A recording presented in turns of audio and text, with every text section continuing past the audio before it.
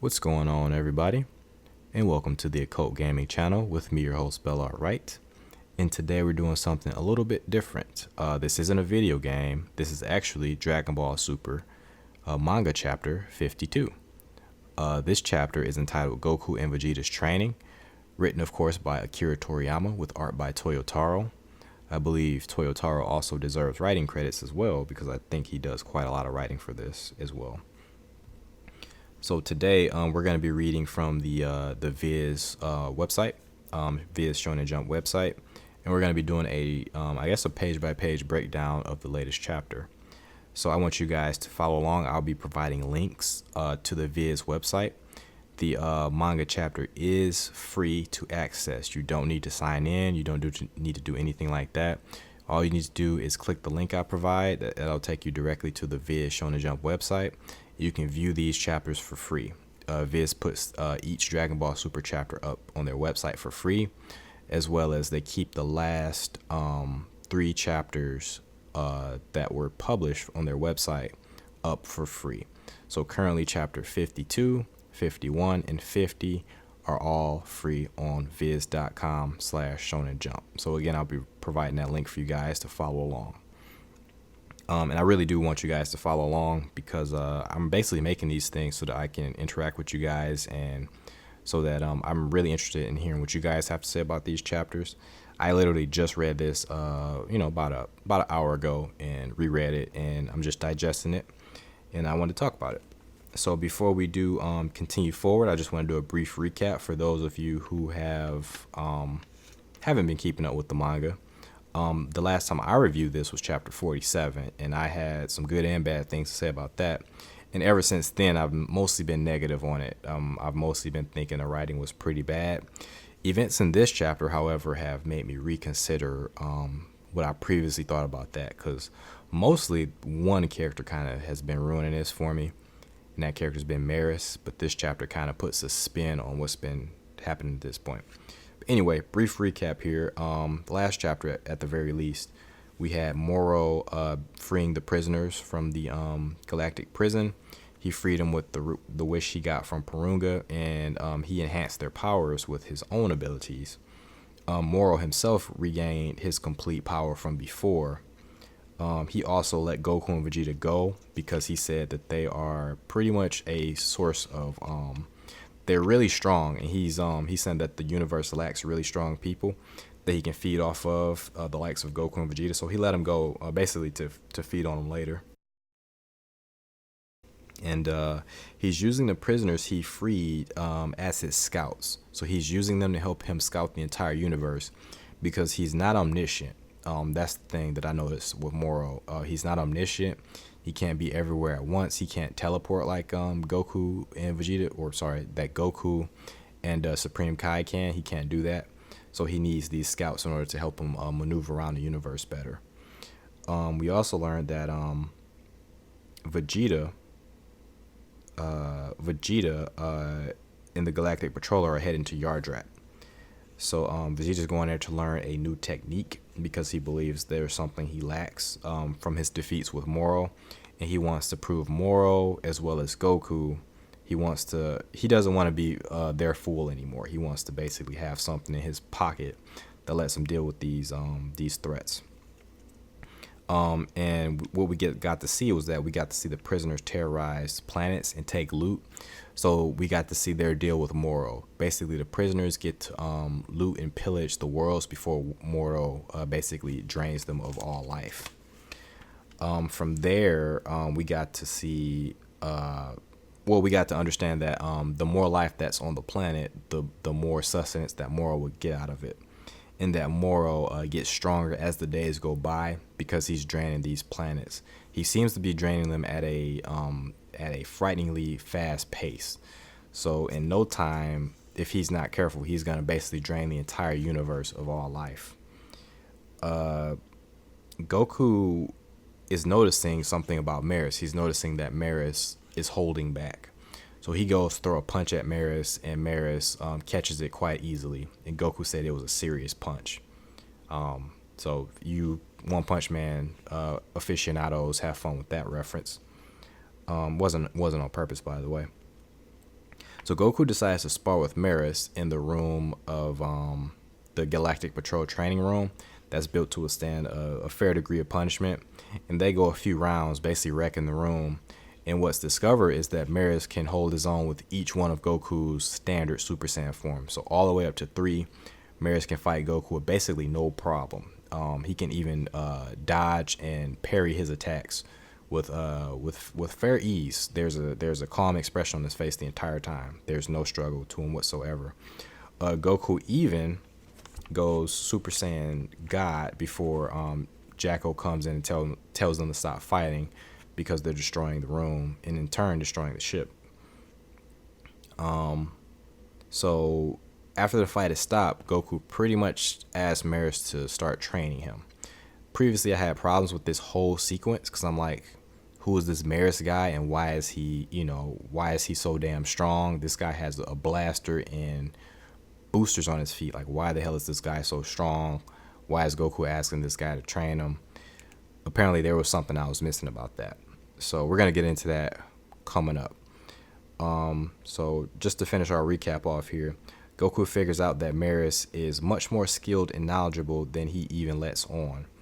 And he even thinks that Merus knows much more about fighting at this point than he does, or he at least knows something about fighting that Goku doesn't, and Goku wants that knowledge too. By the end of their fight, they agree to train elsewhere because the ship is a bit too weak. And at the very end of this, the last chapter, 51, the trio of bandits who Merus ended up stopping on the train robbery much earlier in this arc, they pop up again and they decide to go to Earth to search for the blue Aurum, also known as Sky Gold. So they're going to Earth to find this, and these 3 also work for Merus, although they're using their partnership with Merus to do their own thing. So they aren't really loyal to Merus, but their alliance to Merus makes them very dangerous at the moment. So them coming to Earth puts Earth in great danger. So we're starting the chapter off with this knowledge. So I'm going to start off on page 1. And this is a really good page. We have the Yardrats here, and these are the anime Yardrats. They have the spots, they're tall, and they look just like the Yardrats from the anime.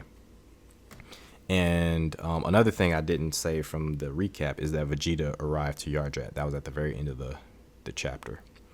So here we have a good shot of Vegeta landing on Yardrat with the alien that was escorting him. And they are greeted by the Yardrat people. And there's quite a lot of Yardrats. Yeah, there's probably more than 10 here, probably like 12 to 15. And again, we have another shot of the Yardrats, and we see them from the front, and we can again see that they are the Yardrats from the anime, which are different from the manga Yardrats, because if you ever play Dragon Ball online, the Yardrats there, which are the canon Yardrats, are the ones designed by Akira Toriyama. So we're going to get into that in a moment too.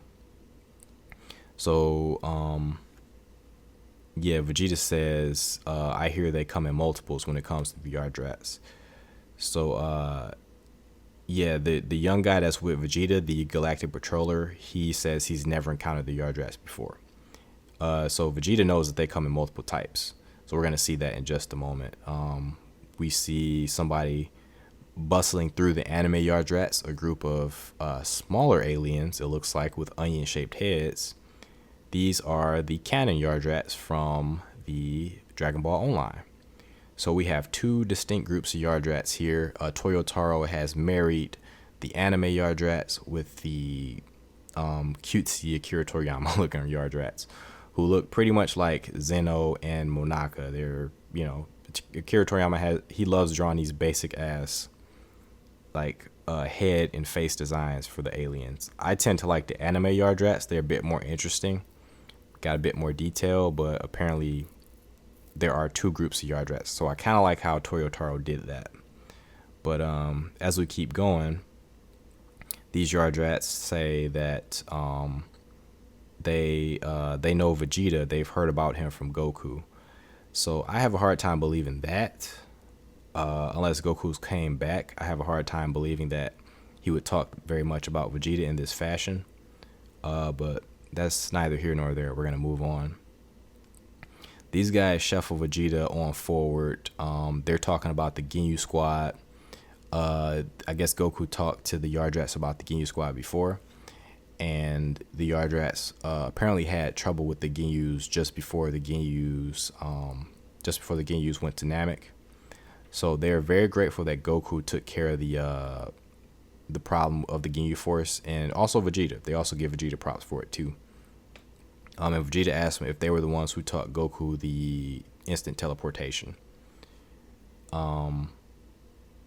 And he asked, there's a group of Yardrats. They were the ones who walked up to him. There's about 12 to 15 of these little ones as well.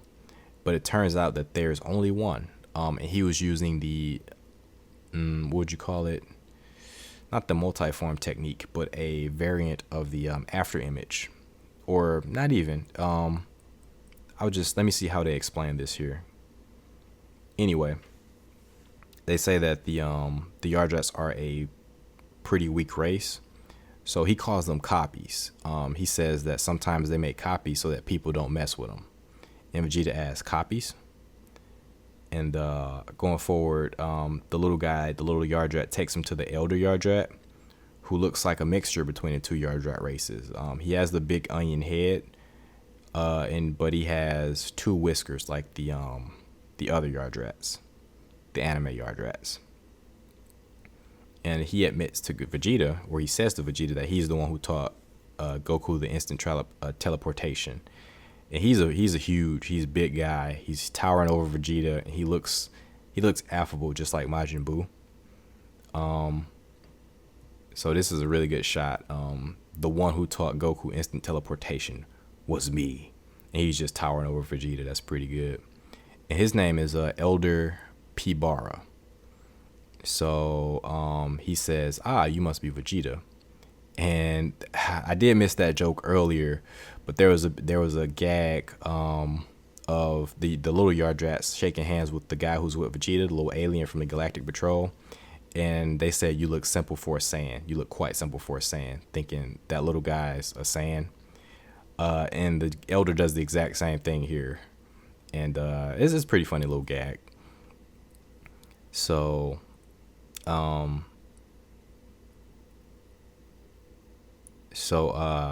Vegeta again asks for a technique that will allow him to beat Moro. And the Elder says he thinks there's been a misunderstanding because the Yardrats aren't blessed with some great wealth of techniques. They aren't blessed with a bunch of techniques like a lot of us in the fandom have been thinking, or that Vegeta has been thinking at the very least. He says they devote their studies to only one single thing, and it is from that their abilities are born.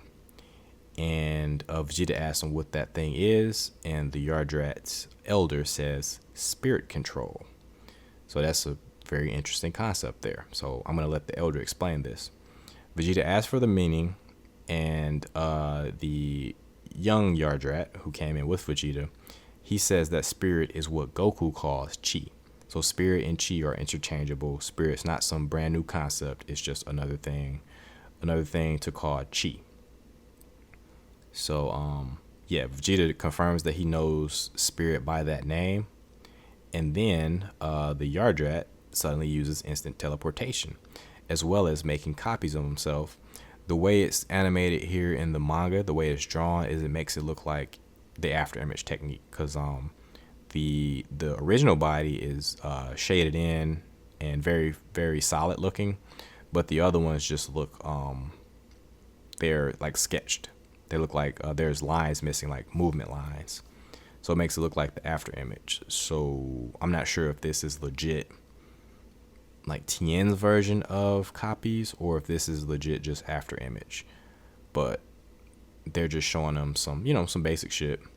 And the next page reveals a new thing that I didn't know that you could do with chi. I thought this was a Piccolo slash I thought this was mainly just the Piccolo technique.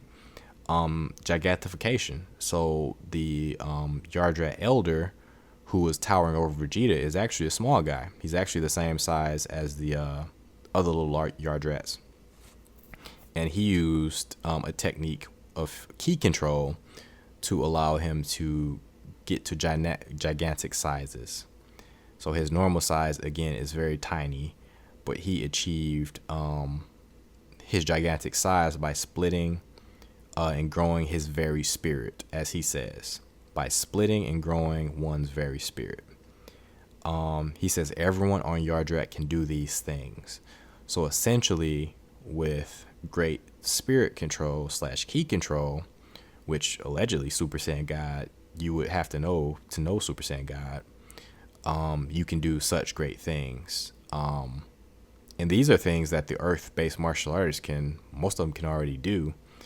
Gigantification, however, is a Piccolo-only technique. I'm wondering if anybody else can do that too. It looks like the Yardrats can at least do it. I'm wondering if the Earthlings can do it too. Anyway, the Yardrat Elder says, study how the spirit functions and the path will open to you as well. So that's really cool. Vegeta looks very interested. He looks very serious, and he really wants to learn spirit control. So that's the end of Vegeta's little part in this chapter here, and I think it's really good. Unfortunately, the only thing I don't like about it is it does open Vegeta up to the Earth-based techniques, which I don't really like his character being able to do. I like to keep his the way he fights, his own thing. Like, I want him to learn more space-based stuff, which technically this stuff is, but if he's learning gigantification and after image, that just seems like stuff, he's just reaching into the Dragon Ball bag, which I don't really want him to do. But I guess this makes sense if he wants to grow as a martial artist in the same vein as Goku, then it does make sense. But I was hoping that Vegeta would learn something a bit more unique than what Goku learned. He's still catching up to Goku, still learning Goku's old tricks. But that's fine. I think this is a fine way to go for Vegeta in terms of character development, because he's never been one to give himself over to a master. And this stuff is really, really cool to me. So the only negative to this is this makes him back up Goku even more. Like, I just want him to do his own thing. So hopefully he gets something very unique from this. But I do like it. I do like everything that's happened in the chapter so far. So moving on, we get back to Goku and the Galactic Patrol, and it looks like it's been a few days since Vegeta landed on Yardrat, and Goku and Vegeta have been traveling to another planet to train with. Sorry, I said Goku and Vegeta. Goku has been traveling to another planet to train with Merus, side by side with Merus, because Merus is traveling with them. So the Galactic Patrol are in a bit of a bind. So at this point, they say that with no major changes, time has passed unproductively at the HQ. So at this point, they're just kind of tracking like the outbreaks of violence on the various planets, and having the agents check up on the bandits that are working for the convicts that are working for Moro. And they're really, really stretched thin as far as personnel goes at this point. Since Vegeta is missing and Goku is training with Merus, the King, Jacko, and the Galactic Patrol agents recognize that they are currently short-staffed. And so the King says that they need new special recruits. Now, when you guys think of special recruits for the Galactic Patrol, if Goku and Vegeta are recruited already, and they're in desperate need of recruits for this galactic level threat, where do you think they would get those recruits from? Where's the best possible place to get these recruits from? Think about that for just a second. You guys are going to come up with the answer. I know you guys are smart. Go ahead and comment if you know the answer before I even say it. The manga is going to reveal it, so we're just going to keep reading on. And so the King says, or at least he asks, there we go. How about the sector you manage, Jacko? And Jacko says, yeah. He wonders how many people would come willingly. And so he asked about the other warrior from the match against Universe 6, which is really smart.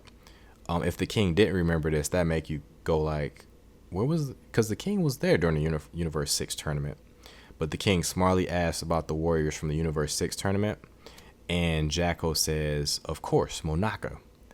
Of course, Monaka's the first thing that comes to Jacko's mind when the king asks about the Universe 6 warrior.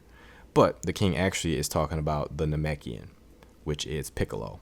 So we get a nice little shot of Piccolo here meditating on the lookout. Really cool art.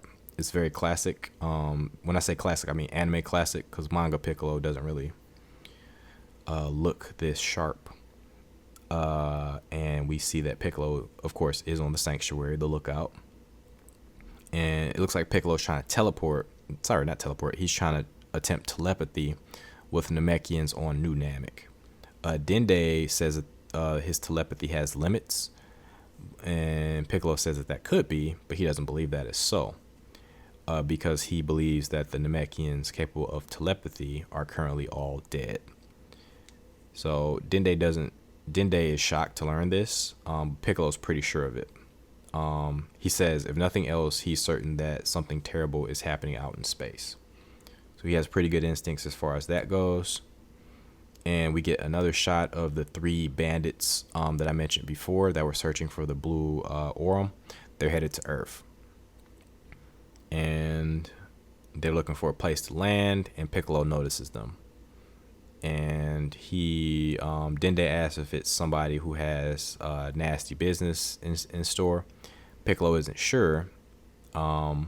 So apparently, Piccolo can sense evil in people. So he at least doesn't think these guys are too evil, because, he can sense evil intentions right away. So these guys aren't all bad. These guys aren't Frieza bad. So he decides to go check it out.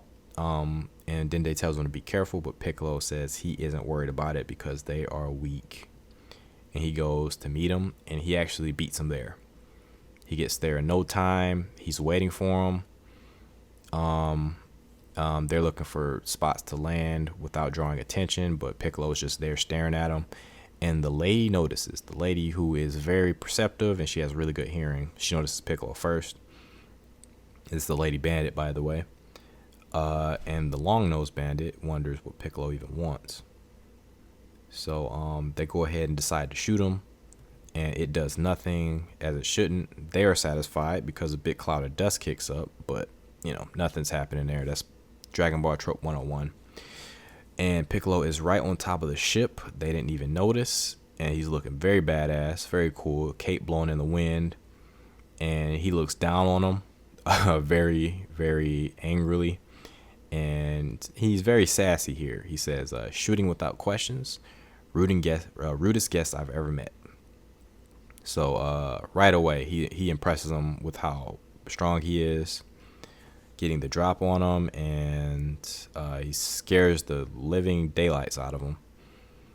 And even Dende says they don't appear to be big threats. Suddenly, Bulma shows up. And Dende's not at the battlefield. He's like watching the fight from the lookout with his god powers. Bulma shows up in her spaceship, and Dende asks what brings her here. So apparently his god powers are very limited, of course. And Bulma asks, very strange question, is Piccolo around? So Bulma's asking about Piccolo. Dende admits Piccolo just left. And Bulma, of course, is asking about Piccolo because Jacko called her to recruit Piccolo. So Bulma says just as much that that Jacko's come to draft Piccolo for the Galactic Patrol. And Dende doesn't even know what's going on, so he's asking questions about the battle in space. He's wondering if there is one, and he wants Bulma to tell him everything she knows. And she doesn't have the details, so they're going to ask Jacko directly.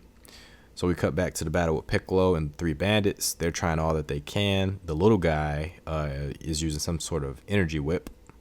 Piccolo effortlessly dodges it. The other guy, Long Nose, is throwing a bunch of rubble, or, if you weren't looking too carefully, you'd think these were like D20s. Those little dice. But he's throwing those, and they surround Piccolo and explode. The little guy gets the hell out the way. Little bitty rocks. And then the long nose snaps his fingers and they explode. And then that's just to create a distraction. It doesn't do any damage, but it just kicks up dust. Then the lady pounces into action. Very cool. She jumps in there and uses her stretchy arm to try to grab Piccolo. All she pulls off of him is his cape. So she's either really strong or Piccolo's cape isn't weighted. But she pulls his cape out of there. She's shocked by it, and Piccolo, out of the dust, he uses 2 stretchy arms. So he ups her very easily and grabs her by the leg and the other little guy by the neck and just rings them around, tosses them everywhere. And he says, "Too bad for you, I'm more than used to that move." So that's nothing for him. He's choking up the little guy. He's ringing her around. She's trying to kick him off, but it's not working. He tosses him into the long nose guy, and yeah, they're pretty much beaten at this point. They're the Pilaf for Piccolo. They're the Pilaf gang for Piccolo at this point. And then Long Nose says, "What's with this planet? How did it come to be populated by powerful beings like Piccolo?" So at this point, they admit that Namek. We cut back to Dende, and actually Hercule is also with Bulma. He took the flight over with Bulma, I guess, as protection. And they're listening to Jacko, and Jacko admits to Dende that Namek is done. Namek is a dead planet. And Dende has a breakdown, as is pretty much as you'd expect from Dende. And since Goku and Vegeta are off training, Jacko is coming to Piccolo for help. And he also asked about Goku's son and the Baldies. So we might get some Gohan action and some Tien, Roshi, and Krillin action as well. That would be pretty dope. Too bad for Yamcha. He's not included in awesome moments in Dragon Ball Super. So he's trying to get this team together, and Bulma says as much. At least Krillin and Tien Shinhan, she at least wants to get them involved. So yep, if you guys guessed the Earth team, as far as recruits for the Galactic Patrol, you are correct. So good going for that. And be on alert. Moro sent a bunch of scouts out to the area. Okay, so he tells Bulma about the scouts, and now they're gonna try to figure out if there are any scouts on the planet and try to connect those with the people Piccolo are fighting currently. And yeah, the Galactic Patrol has figured out that the scouts, that Moro is using the scouts to find planets to eat.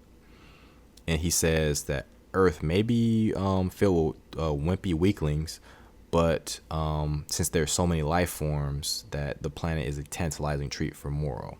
So they're trying to keep it hush-hush at this point, but Moro is likely going to find it. And so he says, so they try to figure out who these scouts would be. And Jacko admits that they come in groups of 2 or 3 in a long, thin spaceship, which very much so matches up with the aliens that Piccolo are fighting. There's 3 of them, and they came in a long, thin spaceship. And Piccolo is interrogating these 3. He has them hostile, and he's standing over them, interrogating them. He asks them who they are and are they connected with whatever is happening out in space. So a cop Piccolo is not, because these questions are so, they're kind of vague. They're too vague to be useful. He could really learn to interrogate better. Longnose says, "What are you talking about?" And he lies to Piccolo to his face. "We're just your friendly neighborhood aliens passing through." I was hoping Piccolo would have some sort of mind reading powers here, but he does not. He's kind of an idiot here, and you guys will see what I mean. And he apologized to Piccolo. He says sorry for being so quick on the draw.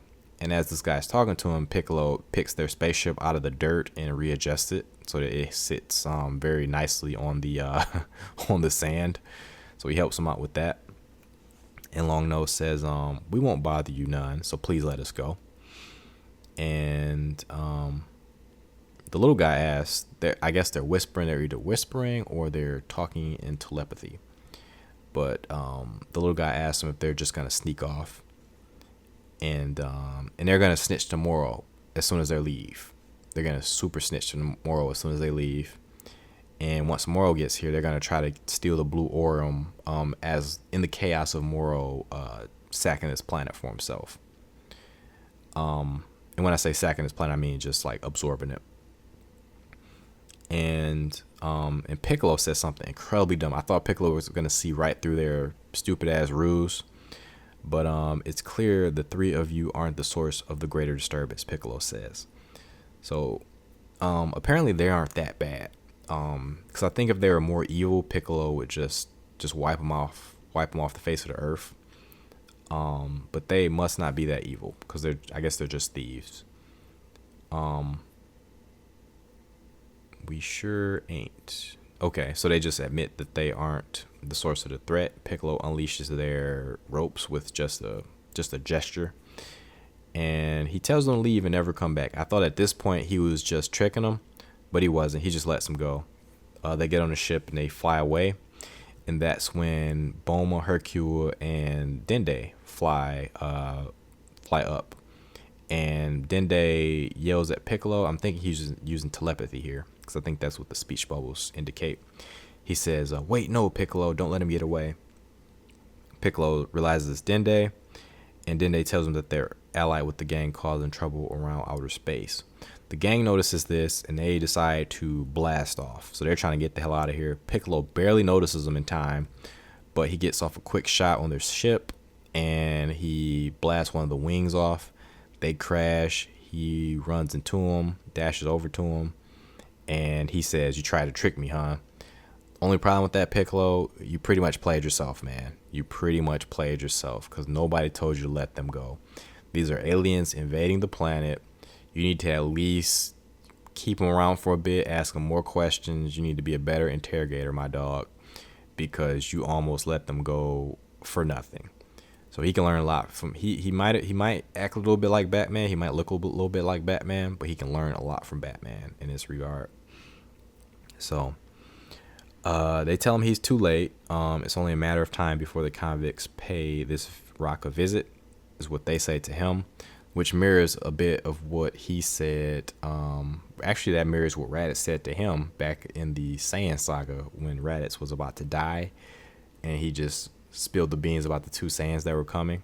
So this Piccolo is horrible. He's always in this role, but Piccolo's getting a bit more information from him because they're blabbermouths, and he asks him about the convicts, and they tell him about Moro and how he's gonna go up the planet, and they just start laughing. So we leave Earth like that, and we cut back to Moro, and Sangenbo, Moro's new right-hand man, is telling them about the incoming message from the Macarini gang, which is the ones who are on Earth right now. And the message that they sent to Moro told, it was just two words. It was "help us" before it got cut off. So likely they sent that message off right as Piccolo shot him down. And he asked Sangenbo asked Moro what the hell they're gonna do next, and Moro has a very brilliant plan. He's been untouchable in this arc so far. This plan is really good. He says that if they've been killed, they need to find out if they've been killed, they need to find out who the strong beings are who did it, because the planet is host to some strong being or strong beings. And he said it's worth verifying that, which is very smart.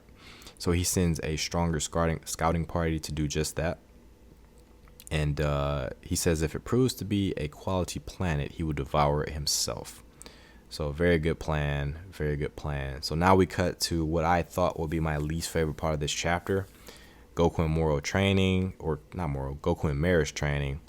And if you guys watch my chapter 47 review, you know I do not like this Merus character. He's been pissing me off ever since he was introduced. When he was first introduced, I thought he was kind of cool, but then he started doing stupid shit like, being faster than Goku and Vegeta and outspeeding them, and then just outpowering Moro and Goku. It was really weird. But we get some context here. We finally get a reason, at least a hint of a reason, which is all I wanted, as to why he's so damn strong. So we see their training. They're on a planet that mirrors the Universe 6 tournament from the manga. There's like an Egyptian temple in the background with at least there's a pyramid with 4 obelisks around it. Goku is punching at Merus. Merus has looks like extendable staff, and Merus is easily keeping pace with Goku. Goku looks like he's struggling in base, but Merus is like easily parrying his blows with his staff. That's that's page 36 and 37. And then Goku attempts a kick. Merus does a vault with his staff and easily dodges it. And then he gets under Goku. It looks like he trips him, but not really. I don't think he does trip him. He gets under Goku, trips him. And then he does this sick ass behind the back whack. He whacks Goku with his pole in a really sick looking shot. I really like it. And sends Goku skidding. So he just annihilates Goku with that pole. And he looks cool doing it too. He spins the pole around, takes a pose, and Goku is wondering why whatever he's doing isn't working. So it looks like Goku is trying to do Ultra Instinct because what he says here is, I got to empty my heart and mind for that move to work. But when I'm fighting, my emotions are all over the place. So he's just not getting what he's trying to do. And Merus recognizes what he's trying to do, and he says, no, it's not quite that simple. So Merus dashes in for a strike and explains rage, grief, joy. Those strong emotions can translate to prodigious power, just like your Super Saiyan transformation. Goku agrees and says that one's triggered by rage, but Merus admits that the technique he's after is the complete opposite. So he's going to explain more about this soon, but right now he's giving it to Goku. He's giving Goku those hands, and by hands I mean extendable pole. He's really just like killing him with it. And he must know really good ki control, because like the fact that Goku hasn't punched through this thing, he must have ki running through it. Otherwise, that thing will be annihilated with one single tap. So this at least tells us that Merus has a great degree of ki control. If he can keep this pole from bending under Goku's fist, he must have excellent ki control. So that's something we didn't know before, because Merus can't fly. At least he hasn't been shown to. But if he can keep this from bending, he has excellent ki control, like Trunks does with his sword. So again, Merus is explaining Ultra Instinct, or at least he's hinting at it. He says it will activate when you achieve self-control in the face of a jarring shock to your emotions. Such is Ultra Instinct, is what Merus says. Goku looks at him, smiles. He gives him a knowing smile at that. He doesn't look shocked at all. So he says, you knew about it all along, and Merus admits by saying yes. He apologizes to Goku for keeping him in the dark, and Goku says that there is no need to be sorry. He says that Merus must have had a good reason for keeping quiet, and kind of asks that in a question form, and Merus just says yes. And Goku is nonplussed. He's just Goku. He says, totally fine. You don't have to say anything else. He already knew that Merus was a good guy, and that Merus wanted to beat Moro as bad as Goku did, and that's enough for Goku. He doesn't need to know anything else. He's good with that. Merus is actually taken aback for the very first time by Goku's sincerity and pure heart, and Goku just says, forget all that and let's get back to training. It's not like they have all the time in the world. And Merus just says, very well. Any doubts he had before are now gone. So he asks Goku to follow him into the depths of the temple. It's like a mini pyramid. It's about the size of a house. And it even has a front door on it. And again, it's a pyramid with four obelisks around it, very Egyptian inspired. And Goku follows him in the room. The front door looks very similar to those of you who are fans of the Cell Saga or the Buu arc. The door looks like the door to something that is on Kami's lookout. That'll be revealed on this next page. It is the door, the same sort of rectangle design with the 8 squares on it. It is the room to the time chamber, better known as the room of spirit and time. Inside, it looks identical, or at least as identical as I can tell to this the one from Earth, the one from Kami's Lookout. 2 looking glasses. There's a palace in the middle of nothing, of absolutely nothing. And the door slams behind him, and Goku knows all about that place. The Chamber of Spirit and Time, he asks. And Merus says, "Oh, you're familiar with this then." And the way he explains it, I had to look at this a couple of times just to make sure I was reading it right. He explains that every day that passes in the room, or sorry, every day that passes in the outside world gives them 3 days in the chamber. So there is much less of a time gap. The time only passes 3 times as fast in the inside. So Goku says only 3 days. He says, I guess any extra time is better than none since they're short on it. So they're going to use this as much as they can. So Goku isn't impressed, but, he's going to use what he can use. And what Merus explains that is that while the time dilation is helpful, the fact that this space is sealed off from the world is just as important. Because the reason he's saying that is so he can unleash his full power without anybody finding out. So he is completely trying to keep his identity a secret, which is really cool, which is really intriguing at the very least. I think this is so damn intriguing. This, I'll explain this in a bit. Let's get through the rest of the chapter. And Goku just says, there's no holding back in here. And they take their fighting stances. Merus takes this Ip Man looking stance. I like the lead up to it, the preamble to the stance he takes. There's a panel right before he takes a stance of another stance. I like all this. Merus, this is really cool. So Merus admits that he would teach Goku all that he knows, basically. But he says, though, it won't be easy, and he asks Goku if he's prepared. Goku flips to the spot, takes his iconic Saiyan Saga pose, and says he was born ready. And this is dope. So I'm actually now starting to really enjoy Merus' character. I'm really starting to get into it. This chapter sold me on it because there's something else going on with him. And that's all I wanted to know. I wanted to know if this guy was so damn strong, who the hell is he? And this chapter is actually giving me, it's really giving me some hope that they're going to do something really cool with this character.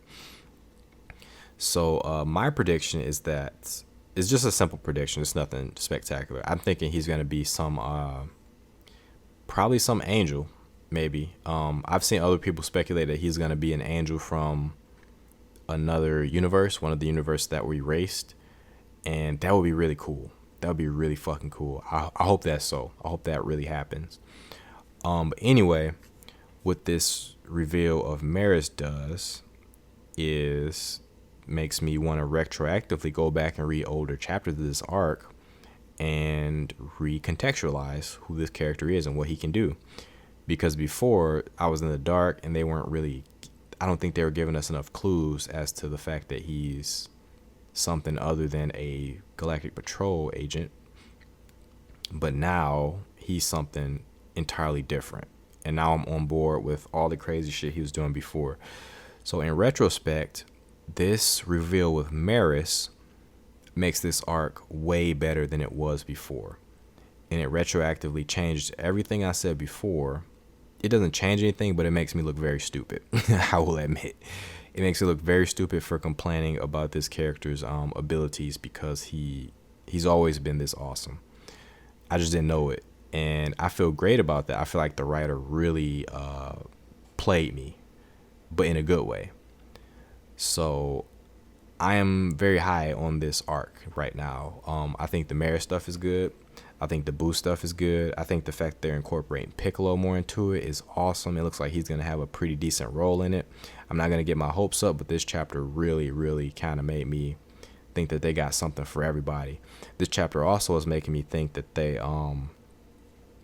figured it out. They figured out what makes Dragon Ball awesome is that it's more than just Goku and Vegeta. It's more than just stuff we've seen before, but it's like a combination of all this stuff with new stuff. and then you throw some intrigue in there. You introduce some new interesting characters, and you use every character in a very unique and engaging way. And you don't shit on, they made Piccolo look really cool in here, and it's really easy for them to like shit on him. They could have made these three bandits get the jump on Piccolo and make him look stupid, but they actually, I don't know if it was Toyotaro or Toriyama or both, but they actually made Piccolo look pretty cool. Looked kind of dumb by letting him go, but he was very effective in actually grounding him and doing all that stuff. So I'm glad they made Piccolo look cool. I'm glad Vegeta's getting some really cool stuff to do, and I'm glad that they're actually finally giving us something about Merus that makes his power make sense. So I'm really looking forward to the next chapter. This one actually snuck up on me. I forgot that this came out, but the next one is hitting on October 20th. I'm going to be reading that shit on day one. So overall opinions on this chapter, I'm very high on it. This chapter changes everything for me because everything that came before this changes the way I saw that. So I'm going to definitely reread the Dragon Ball Super manga, the moral arc. I'm going to definitely reread this whole arc just to recontextualize the stuff with Merus. And I can't wait for the reveal of who the hell he is, because it's going to be big. It's going to be really big. And it's probably going to change the future of Dragon Ball Super. This was an arc that I was actually hoping wouldn't be in anime form. I was hoping they're going to skip over this, do something completely different. But now, depending on what they do with Merus and how they end the arc, I'm actually really excited to see this animated now. I hope this is the first arc that Super does coming back. Yeah, I definitely hope this is the first arc Super does coming back, because this is really good stuff. So overall opinions, again, it's really good stuff. I don't have a star rating or a number rating, but I highly recommend this chapter, guys. I highly recommend you read it, and I highly recommend you talk about it. So leave me some comments on the video. Also, I'm probably going to be checking out Kanzenshu this month, because I've been kind of skipping out on the forums for the last couple months. But I'm going to definitely go and see what everybody else has to say about it, because I'm super excited. But I hope you guys, even if you guys didn't enjoy it, I definitely hope you guys, I hope you guys have an opinion. I hope you guys feel, comfortable enough to share your opinion with me or with others on Kanzenshu. But that's going to be it for me, guys. So I hope you guys enjoy this. I know it was a bit rambly because I'm not used to doing the page by page thing. It is a bit weird for me. I didn't really know if I should kind of narrate everything that's happening, because if you guys were also following along, I feel like it's kind of pointless. But just let me know how I should maybe go about this, because I'm very confused by it. But I enjoyed it, so I hope you guys enjoy this rambly review. And yeah, talk to you guys soon. So take care, guys. Till next time, peace.